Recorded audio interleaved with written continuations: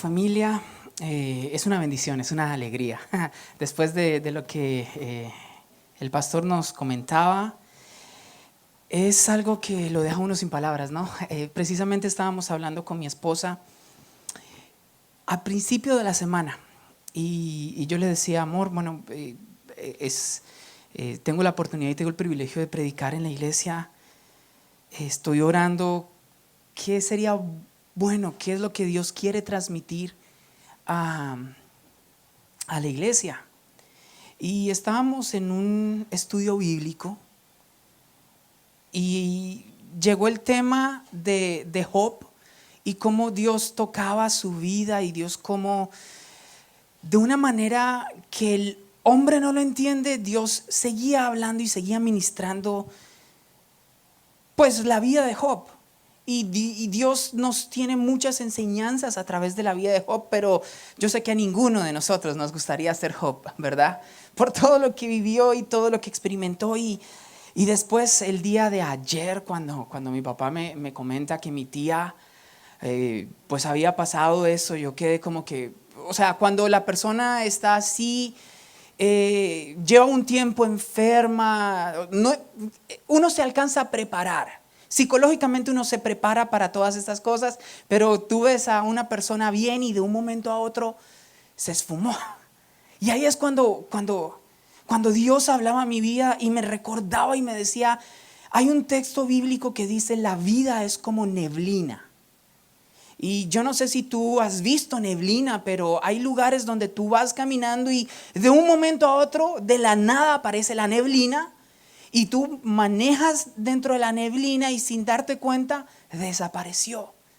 Y cuando veía eso, cuando leía eso y hablaba con mi esposa y Dios ponía la palabra antes de que me enterara de todo lo que pasó con mi tío, con mi familia, Dios colocaba una palabra que fue para nosotros, o fue para mí algo que me confrontó muchísimo. Y el título de la palabra de hoy es, ¿qué hacer cuando no hay nada que hacer? Y te invito a que abras tu Biblia y vamos a entrar en materia de una vez. Ábrela en Santiago. Vamos a leer Santiago, varios versos en el capítulo 1. Es donde Dios hoy va a hablarnos y donde Dios tiene algo preparado para ti y para mí. Porque todos nosotros como hombres tenemos la naturaleza de evitar las cosas que no nos gustan, ¿no es cierto? Muchos evitan el ejercicio y no pueden con el ejercicio. Muchos otros evitan comer vegetales. Muchos otros evitan a toda costa, con todas sus fuerzas, tomar agua. Porque la naturaleza del hombre le gusta evitar lo que no le gusta. Pero cuando pasan cosas en la vida que no fue por gusto tuyo, un día te levantaste y recibiste una llamada telefónica, un día te levantaste y Dios, el mundo entró en pandemia, el trabajo me dijo que ya no podía seguir trabajando. ¿Qué hacer cuando no se puede hacer nada? ¿No te has preguntado eso? Y con todo lo que está ocurriendo, Dios hablaba a mi corazón y vamos a leer el primer verso de Santiago capítulo 1. Dice la palabra del Señor: Santiago, siervo de Dios y del Señor Jesucristo, a las 12 tribus que están en la dispersión, salud. Verso número 2. Hermanos míos, tened por sumo gozo cuando os halléis en diversas pruebas. Verso 3. Sabiendo que la prueba de vuestra fe produce paciencia. Padre Celestial, hoy te damos gracias, Señor, por esta oportunidad que nos das de estar acá, Jesús. No es una coincidencia, bendito Dios. En tu perfecto plan para nosotros, tú sabías que íbamos a estar acá, Señor. Hoy te pido que tú seas ministrando nuestras vidas, Señor, quitando toda distracción, todo problema, toda circunstancia, Señor, que se quiera entrometer, bendito Señor, en lo que hoy tú quieres hablar, Señor. Permítenos recibir de tu Espíritu, que tu Espíritu se conecte con nuestro Espíritu, Padre Celestial, para recibir esta palabra, Jesús. Te damos gracias en el nombre poderoso de Cristo Jesús. Amén y amén. Amada familia, yo quiero contarte quién es Santiago, para los que no somos muy familiares con esta persona. Santiago fue el medio hermano del Señor Jesús. También era conocido como Jacobo. Y esta persona, si tú lees lo que dice la Biblia, lees en Gálatas, lees en los Hechos, tú puedes ver que Santiago no creía en el principio del ministerio de Dios, no creyó hasta que su hermano murió y resucitó. ¿Cuántos de los que estamos acá tenemos hermanos? Yo tengo hermanos, sí. Donde a mí me salga un hermano el Salvador del mundo, yo soy como Jacobo. O sea, no le creo ni a palo, porque yo no voy a llamarle a mi hermano Señor, ni mi Dios, ni mi Creador, ni nada. Porque los hermanos sabemos, ¿no es cierto? Nos gusta darnos duro entre hermanos.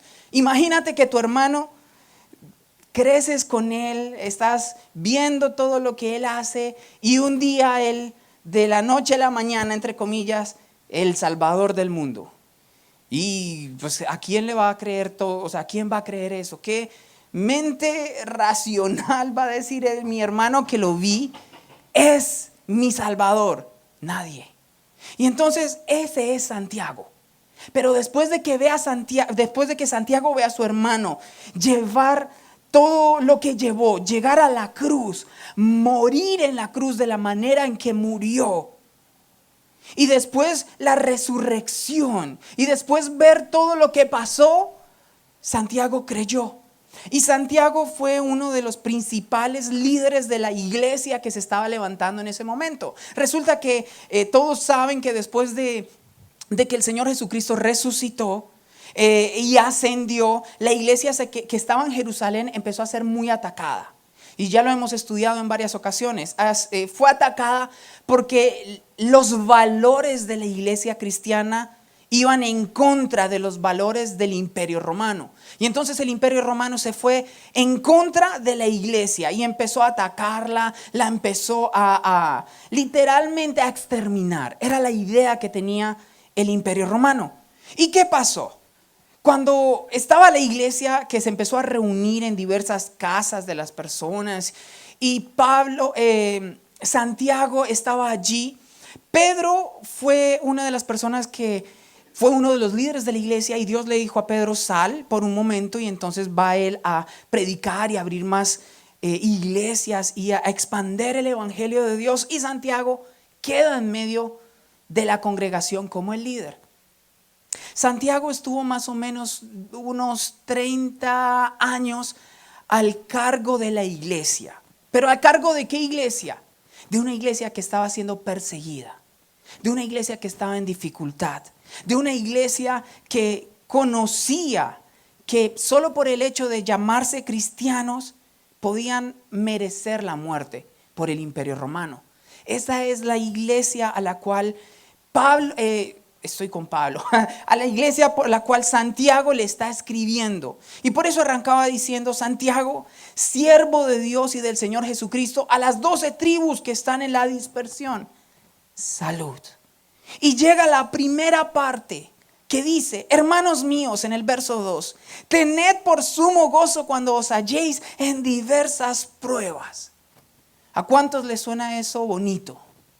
Cuando yo leía esto, yo decía: Dios, esto es complicado, porque muchas veces nosotros vemos esto como algo muy déspota de la parte de Dios, muy sin cuidado, porque asumimos que Santiago estaba en un hotel 5 estrellas, escribiendo con aire acondicionado, en un iPad Pro. Hermanos, cuando os halléis en diversas pruebas, gozaos. Lo que muy pocos vemos y analizamos es que Santiago estaba corriendo no solo el mismo peligro que toda la iglesia, estaba corriendo más peligro. ¿Por qué? Porque al ser uno de los líderes de la iglesia, se convertía en un target muy fácil de identificar. El cristiano raso se podría camuflar entre la multitud, pero el que se para a predicar, a ese lo ven donde sea. Yo me acuerdo que cuando estábamos en Colombia, cuando salíamos a caminar a los alrededores de la iglesia, todo el mundo saludaba a mi papá. Todo el mundo lo conocía. Pastor, pastor, ¿cómo está, pastor? ¿Cómo está allí? No sé qué. Porque todo el mundo sabía que él era el pastor. No era necesario que las personas fueran a la iglesia. No era inclusive necesario que lo conocieran personalmente. Pero solo por el hecho de que el pastor, era la persona que se paraba en el púlpito a predicar, todo el mundo lo identificaba. Y ahora, eso es lo mismo que estaba pasando con Santiago.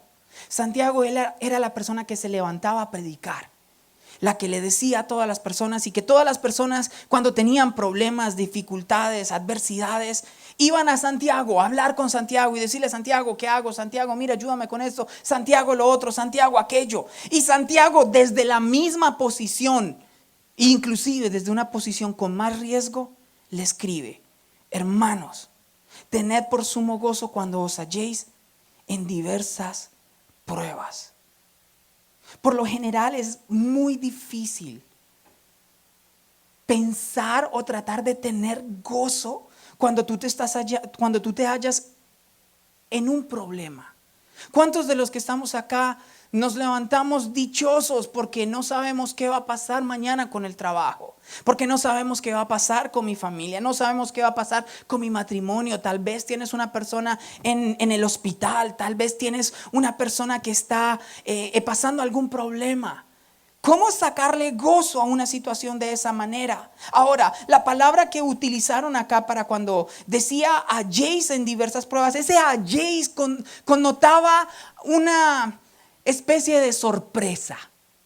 Como lo decíamos ahorita al principio de la predicación, cuando tú tienes una persona a la cual tú llevas un proceso de, pues en este caso de muerte, como decíamos, todos los familiares se van preparando para ese momento. Entonces, cuando llega el momento, tú ya dices: Dios, gracias porque esta persona descansó. Pero cuando Santiago le dice acá, ese halléis diversas pruebas, tiene el sentido de la sorpresa. Tiene el sentido de que cuando tú vas caminando por la vida y cuando tú vas haciendo lo que tienes que hacer, de un momento a otro, ¡pah!, algo pasó, algo imprevisto, algo que no estabas pasando. Yo no sé cuántos de ustedes han experimentado, pero en mi país es un poquito complicado, pero a mí me robaron varias veces en la calle y eso es horrible. Tú vas en la calle, me acuerdo una vez estaba hablando por celular. En mi país tú no puedes hablar con un celular en la calle porque eso es convertirte en una víctima de un robo. Pero yo iba por la calle, iba con mi celular y pasó una moto y ¡buah!, segundos se llevó mi celular y yo quedé como: ¿qué hago? ¿Grito? ¿Salgo corriendo?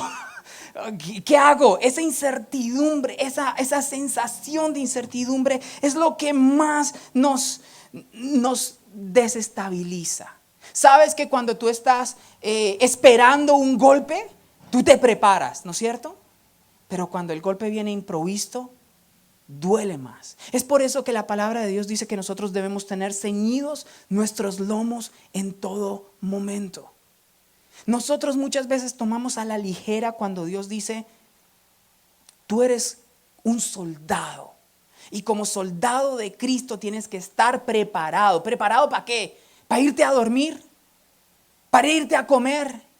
¿Para irte a sentar en un buen restaurante? ¿Para recibir el pago del cheque? ¿Para recibir el hermano que te dice: mira, te entrego el carro? Dios me dijo que te diera esta casa.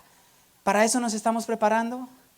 Muchos en la iglesia hoy en día nos están llenando de cosas que pueden pasar. Yo no digo que no, y yo no quiero que tú me malinterpretes. Dios puede hacer milagros, pero tú y yo tenemos que ser preparados. Y la palabra de Dios dice: tú tienes que ser consciente de que tú y yo somos soldados. Y el soldado tiene que estar listo para la guerra en cualquier momento.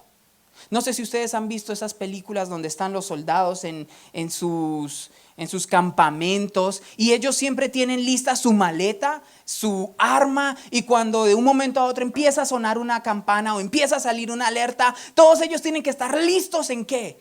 En cuestión de segundos, porque esto es de vida o muerte. Mira a la persona que tienes al lado y dile, las cosas de Dios son de vida o muerte. Y tú tienes que estar preparado. Y tú, iglesia, y yo, iglesia, no nos estamos preparando. Porque estamos siempre, Dios es bueno, Dios es misericordioso, Dios hará, amén. Dios lo hace. Pero tienes que estar preparados. Por eso es que dice Santiago, hermanos, cuando os halléis en diversas pruebas, cuando la adversidad te sorprenda, gózate. Pero ¿cómo podemos gozarnos en una prueba o en una dificultad cuando ésta llega sin esperarse? Mira lo que dice en el verso 3. Dice, sabiendo que la prueba de vuestra fe produce paciencia. Entonces, Santiago le está diciendo a la iglesia que está siendo perseguida, mira, cuando vengan contra ti, cuando te sorprenda la adversidad, recuerda que la prueba está haciendo algo especial en ti. ¿Qué es lo que está haciendo? Está probando realmente de qué está hecha tu fe. Porque solo en los momentos de dificultad, desafortunadamente, es cuando tú y yo analizamos lo que creemos y lo que no creemos. Cuando llegan los momentos de la dificultad, podemos decir, Señor, realmente creo que tú eres Dios. Y muchas veces cuando llegan los momentos de la dificultad, decimos, Señor, realmente no creo que puedas sacarme de esta. Solo en los momentos de la dificultad conoces la clase de cristiano que eres. Todos nos gusta, obviamente, decir yo soy la clase de cristiano que creo en los milagros y que Dios es el Dios de lo imposible y que Dios es el Dios de las cosas grandes y amén, yo soy ese cristiano. Pero soy el cristiano también de que si Dios dice no, Dios sigue siendo Dios. En el Antiguo Testamento hay una historia de 4 amigos que ustedes los conocen, que eran del pueblo de Israel y se los llevaron a Babilonia y allí les cambiaron los nombres y les pusieron un poconón de problemas y tenían que cambiar de la cultura. Llegó un decreto un día de que todas las personas tenían por obligación que solo adorar al rey de Babilonia. Y la persona que incumpliera ese decreto iba a morir. Y entonces llevaron a estos 3 amigos a un horno de fuego. Y cuando estaban en ese horno de fuego, antes de que los echaran a ese horno de fuego, siempre a mí me hace mella esa frase que los 3 amigos dijeron: Dios puede salvarme. Y todos decimos amén, y cuando yo leo eso digo amén. Pero no me gusta la coma que viene después de ese verso. Y ellos dijeron, pero si Dios no lo quiere hacer, Él sigue siendo Dios. ¿Tú te has preguntado si la petición por la cual tú estás orando, Dios dijera no, tú sigues adorando a Dios? Muchas veces nosotros queremos negociar, todos nosotros somos buenos negociantes. Y le decimos, Señor, si tú me das esto, yo te doy esto. Si tú me das aquello, yo te doy esto. Señor, si tú me ayudas con mi matrimonio, yo vengo a la iglesia. Si tú me ayudas con mi trabajo, yo empiezo a diezmar. Señor, si tú me ayudas con mi salud, vengo a la iglesia todos los días. Y si Dios dice no, entonces ¿qué va a pasar con tu fe y mi fe? Dice Santiago y le decía a la iglesia, mira, tú debes saber que cuando tú estás en una dificultad, en una adversidad, tú debes encontrar la manera de reajustar la óptica con la que miras el inconveniente y ver lo que ese inconveniente está sacando de ti. Eres de las personas que cuando está todo fácil, eres fácil de llevar, eres alegre, estás tranquilo, haces bromas, haces chistes, eres la buena persona con la cual le gusta pasar a la gente. Pero cuando hay problemas, sale el monstruo dentro de ti. No me hable, no me toque, no me mire. ¿Dónde están las llaves? ¿Dónde está el carro? Y manejamos. A mí me parece horrible. Y yo siempre le digo a mi esposa que cuando tengamos alguna discusión y que nosotros estemos manejando, nunca voy a arrancar a coger ese carro como si fuera un arma letal para todo el mundo. Porque hay muchos esposos, no sé las esposas las que manejan de pronto, pero saben que los esposos tienen esa peculiaridad de que se disgustan con su esposa y arrancan ese carro y la esposa pegada a eso es mátenos. Esas son las peleas que tienen. Mátenos, me tiro, pare que me tiro. Esas son las peleas. Y porque cuando salen los problemas, conoces quién eres tú. Qué chévere es poder decir, como Pablo decía, mira, yo he aprendido a vivir en todo momento. Eres el tipo de cristiano que cuando tiene, por ejemplo, dificultad económica, sientes paz y sientes tranquilidad. Y dices, mi Dios tiene el control. O eres el típico cristiano que cuando hay dificultad económica empieza a decir, y yo no estoy, y no me malinterpreten, yo no estoy diciendo que no haya que ser esforzado, pero muchas veces nosotros pasamos a ser mucho más de esforzados por querer ayudarle a Dios. Estamos pasando una dificultad económica y entonces decimos, no, voy a buscar un segundo trabajo. Y el segundo trabajo me va a interrumpir, por ejemplo, mi tiempo con Dios. Ya no voy a poder estar en la iglesia porque tengo que trabajar todos los domingos. Señor, pero es que tú sabes que necesito el trabajo. Y son los cristianos que están ayudándole a Dios con todas esas cosas. En vez de, la palabra de Dios dice que nuestras guerras se ganan de rodillas. Y eso no quiere decir que entonces no, dejemos de trabajar y arrodillémonos a orar. No. Tú tienes que hacer lo que tienes que hacer, pero siempre tienes que poner a Dios como lo primero en tu vida. Pero piensa en la situación en la que estás en este momento. Puede ser una situación buena y puede que esa situación haga que tú seas una persona un poco laxa, muy relajada con los caminos de Dios. Todo te está yendo bien. El trabajo está bien, la salud está bien, el matrimonio, ahí va. Entonces Dios no es una prioridad. Dios es más en tu vida como una opción. Por el otro lado, cuando llegan los problemas, cuando llegan las circunstancias, eres de las personas que se vuelve loco, histérico, iracundo. Nadie te puede hablar, nadie te puede tocar, nadie te puede mirar porque estás en problemas. Pero Santiago le decía, mira, ¿sabes que lo que estás viviendo tiene una cosa buena? Y es que estás conociendo quién eres tú. Dios sabe quién eres tú. La pregunta es, ayúdame tú, mira a la persona que tienes al lado y dile, ¿tú sabes quién eres tú? ¿Tú sabes quién eres tú en los problemas? ¿Tú sabes quién eres tú en las cosas buenas? ¿Sabes quién eres tú?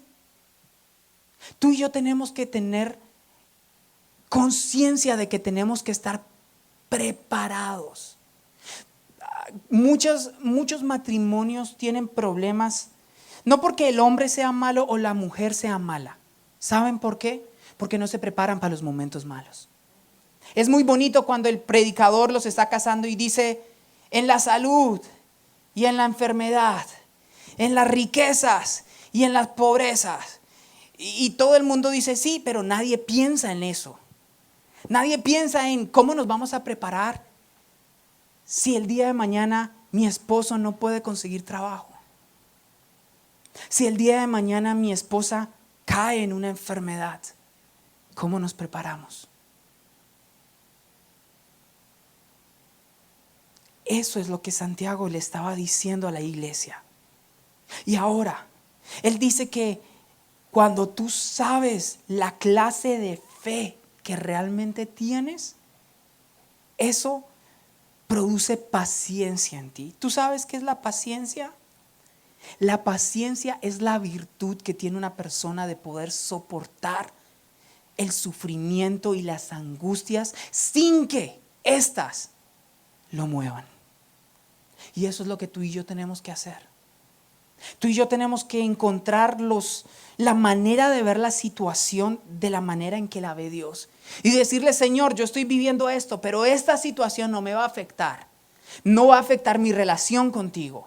Y esa situación puede ser una situación mala, como puede ser una situación buena. Porque la prueba viene de todos los estilos, colores y sabores. Puede que tu prueba sea la bendición económica. Y Dios te esté tentando, Dios no, el enemigo te esté tentando con un buen ingreso. Ven, mira, vente a trabajar, te voy a poner un buen salario. No vas a poder estar todos los días en la iglesia, pero de vez en cuando. Y tú y yo estamos como que en ese dilema. Santiago hoy te está haciendo una invitación y me la está haciendo a mí. Y es, descubre la clase de cristiano que realmente eres. Descubre realmente lo que Dios representa para ti. Ahora, mira a la persona que tienes al lado y me vas a ayudar con esto para que no haya problema conmigo. Y mira a la persona que tienes al lado y dile, la fe es la manera en la que vemos a Dios.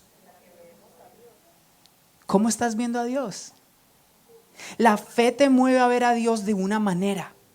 Por eso muchos creemos que la fe es la manera en que movemos a Dios a hacer algo. ¿Han escuchado eso?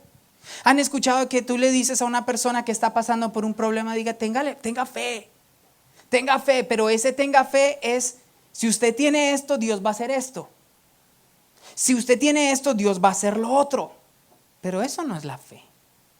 O otros pensamos que la fe es como ese superpoder que nos va a sacar de cualquier dificultad y nos va a aislar del dolor y nos va a aislar de los problemas.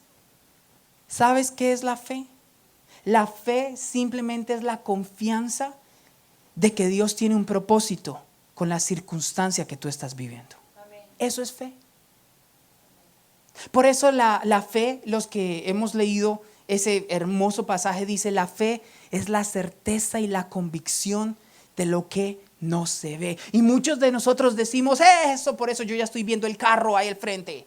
Yo ya estoy viendo la casa, yo ya estoy viendo la esposa, yo ya estoy viendo el esposo. Pero no es eso. La fe es la certeza y la convicción de que no importa lo que estés pasando, Dios te sigue amando de la misma manera. Y Dios sigue utilizando lo mismo, la misma situación para bendecirte. Eso para mí es increíble. Pero a nadie le gusta esa clase de fe. Y sigue Santiago diciendo, acompáñame ahí al verso 4. Dice la palabra del Señor, mas tenga la paciencia su obra completa para que seáis perfectos y cabales sin que os falte cosa alguna. Mis amados, las pruebas y las dificultades tienen que completar su obra. Y tal vez tú y yo hemos estado orando es para que la obra termine antes de tiempo. Sin que tú comprendas quién eres, sin que tú comprendas la clase de fe que tú realmente tienes, hemos estado orando para que Dios quite la prueba. Y le decimos, Señor, pasa de mí este problema, Señor, ayúdanos. Piensa en los, no sé, digamos que solo tengamos 5 problemas. Piensa en los 5 problemas más importantes en tu vida y analiza cómo estás orando para esos problemas. Estás orando diciendo, Señor, gracias porque tú me estás enseñando lo que realmente yo creo de ti. Señor, gracias porque yo sé que tú me estás guiando y esta prueba, Padre Celestial, me va a hacer mejor cada día. O por el contrario, estamos orando, Señor, reprendo al diablo y lo echo fuera y lo apuñalo y lo pateo y ahora, porque eso es lo que nosotros oramos. Y Santiago le está diciendo, mira, la paciencia tiene que tiene que ser completa. El proceso no se puede terminar. Nosotros somos de aquellas personas que nos gustan las dietas de solo una semana. Nos gusta el ejercicio de un solo mes. Y ese mes estamos en el gimnasio y hacemos ejercicio y súper chévere, y al mes siguiente ya paramos. Porque somos fáciles para terminar todos los ciclos. Cuando estamos enfermos, por ejemplo, cuando tenemos resfriado, cuando tenemos gripa, el flu, bueno, lo que sea, el médico te dice, mira, tómate estas pastas por X cantidad de tiempo. Pero en el segundo en que tú te empiezas a sentir bien, dejaste la pasta ahí botada. Y entonces los médicos dicen, pues es que ese es el problema. El ciclo completo, el tratamiento completo era para acabar completamente el virus, la bacteria, la enfermedad, pero al momento en que la bacteria baja un poquitico y ya se empieza a debilitar y tú dejas de tomar tu medicina, la bacteria vuelve a coger fuerza. Y nosotros andamos de la misma manera en Dios. Cuando sentimos que las cosas empiezan a funcionar ya más a nuestro acomodo y ya como que Dios nos está ayudando, le bajamos a la oración, le bajamos a la lectura de la palabra, le bajamos al venirnos a congregar y no dejamos que la obra sea completa. Nos gusta terminar la obra antes de tiempo. Y Santiago le decía, mira, que la paciencia tenga su obra completa para que seáis perfectos y cabales sin que os falte nada. En otras palabras, mi amada iglesia, las pruebas, cuando tú las vives y las gozas, como dice Santiago, hacen de ti una persona más madura. Un cristiano maduro. Un cristiano que no dice, me está pasando todo esto porque Dios está malo conmigo. Porque Dios está bravo conmigo. Un cristiano que no le dice, es que Dios no me está escuchando. Porque si Dios me estuviese escuchando, ya me hubiese quitado este problema. No seríamos esa clase de cristianos. Seríamos la clase de cristianos que le diríamos a Dios, Señor, gracias. Gracias. Y suena difícil porque no todas las situaciones son tan fáciles o tan manejables. Estamos hablando de pues lo que el pastor nos decía, de una muerte, pero puede ser en cualquier índole. Tú y yo tenemos que ser la clase de cristianos que no nos movemos. Cuando Job estaba en el momento más difícil, después de que sus hijos se habían muerto, después de que había perdido todas sus riquezas, después de que ya perdió todo, entre comillas, llega la mujer y le dice, maldice a tu Dios y muérete. Y un cristiano promedio le diría, sabe que sí, me cansé de esperar a Dios. Porque muchas personas llegan a la iglesia en busca de un milagro. Y cuando el milagro no llega de la manera rápida que ellos esperan, ¿qué pasa? El cristiano se va. O tal vez, ¿saben qué dice el cristiano? Que es lo que me da más risa. En esta iglesia no recibí el milagro. Estoy esperando un milagro acá de sanidad y esta iglesia no tiene la unción suficiente. Entonces me voy para la que sí hace milagros. Y se van para la que sí hacen milagros. Y allá vuelve y juega, allá no pasa el milagro, allá no pasa el problema, sigue estando ahí. ¿Y qué hacen? Es que acá Dios no está, Dios aquí no, me tengo que ir para otro lado. ¿Cuál es el problema? La persona. Tú y yo debemos ser la clase de personas que somos inamovibles en nuestra fe. Pero ¿te has preguntado qué está causando las dificultades y los problemas en tu fe en este momento? ¿Te ha hecho dudar de lo que crees? Y yo soy honesto, a mí muchas veces circunstancias hacen dudar de lo que yo estoy creyendo y por eso nuevamente tengo que volver a leer lo que estoy creyendo. Porque a medida que avanza el camino se nos olvidó la razón por la cual creímos en el primer momento. Y entonces toca volver a eso. Mira, mi amada iglesia, solo quiero terminar con 3 cosas prácticas que tienes que recordar para que tú puedas experimentar lo que decía Santiago al principio de su verso. Con gozo cuando os halléis en diversas pruebas. La primera es que tu vida y mi vida siempre han estado en la mano del Señor. Mira a la persona que tienes al lado y dile, siempre estás en la mano del Señor. Y lo cantábamos hace un ratico atrás. En los momentos bajos, en los momentos altos, en los momentos alegres, en las victorias, en las derrotas, Dios está contigo. El enemigo muchas veces quiere hacerte creer que cuando estás en un problema es porque Dios no está contigo. Cuando está en un problema es porque Dios está enojado contigo. No. Cuando tú estás en un problema, en una circunstancia, tienes una oportunidad de disfrutar a Dios de otra manera. Y eso es lo que tú tienes que hacer. Segunda cosa, la situación en la que tú estás viviendo no se ha salido del control de Dios. Y eso nos cuesta mucho. ¿Sabes por qué? Porque nosotros, si fuésemos Dios, hubiésemos hecho las cosas diferentes. Hubiésemos hecho eso como esa película de Jim Carrey donde él es Almighty, donde él se hace Dios y empieza a hacer las cosas. O sea, yo sé que si nosotros fuésemos Dios, ya nos hubiésemos ganado la lotería, estaríamos, con un montón de cosas.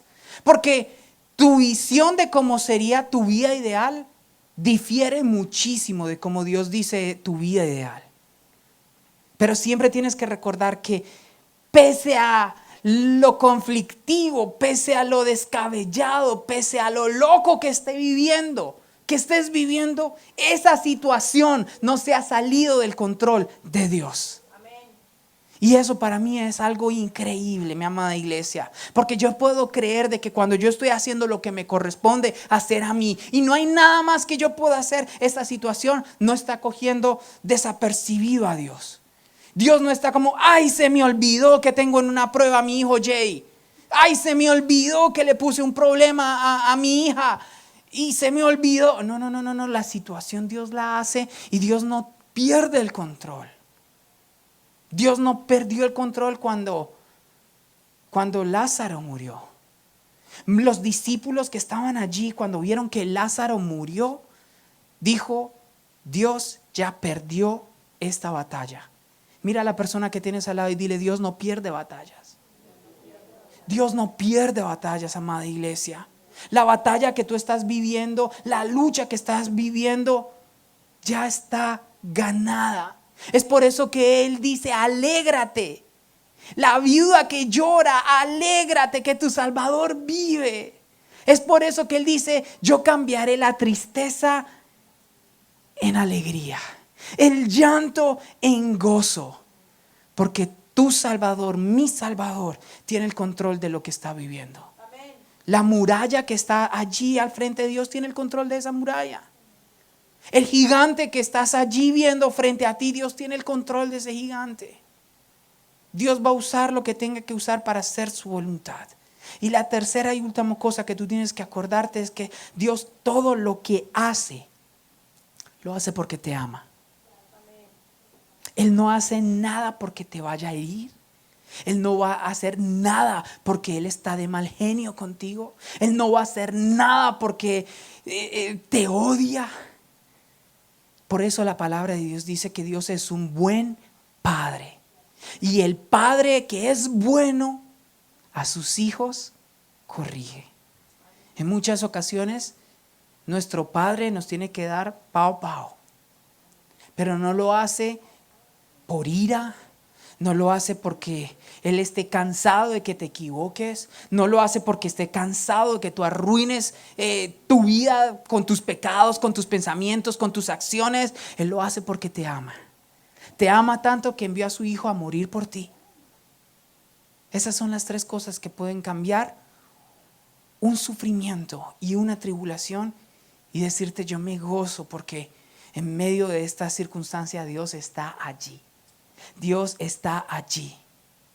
Mi amada familia, no dudes por un instante. Lo que el enemigo quiere hacerte sentir y quiere hacerme sentir es que Dios nos ha abandonado. Y Dios no nos ha abandonado.